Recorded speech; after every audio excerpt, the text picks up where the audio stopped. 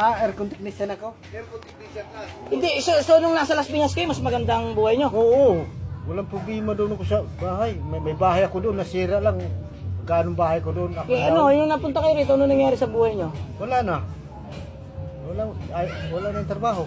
Eh, ano nga, kung ginagawa nyo, paano kayo kumikita? Mangingi lang ko sa anak ko. Mangingi kayo ng ano. Tapos itong tubig pa, Tubig, sinabi bomba pa yung eto piso isa. Kung may ano, kung wala kayo, eh paano kung wala kayo pambili? mangingi. Sana. Dati ho, aircon technician kayo. Oo. Ngayon, Wala na. Ang anak lang na ako kay may aircon. Nandun pa rin mga anak ko nagtrabaho mas nila. naghihirap, gusto naghihirap kayo lalo dito, ganun. Oo, wala. Nagtrabaho kailangan. Sige ho. Bali po nung napatira kayo dito, okay naman po yung kalagayan nyo. Okay. Para sa akin, okay yung para sa okay, akin. oo. Aywan ko sa iba kung okay sila. Aha. Bali, ano unang naging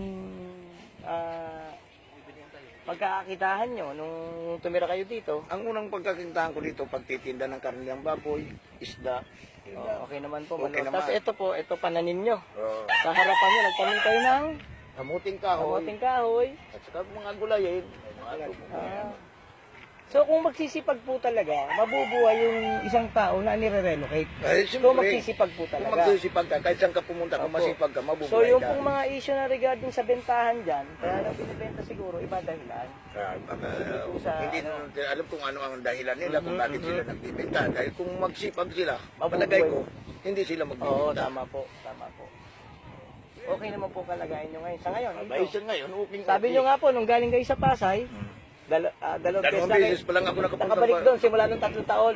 O dahil gumanda na po ang buhay nyo rito. Siyempre. Ay, salamat po, salamat po.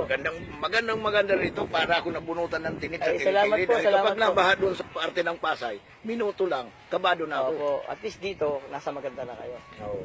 Sobrang ka, para kang nagtumama ng luto. Ay, salamat po at may narinig ganyan. Hindi po po reklamo. Salamat po. At least nabibiyayaan kayo ng gobyerno. Nakarating sa inyo. Sige po, salamat po.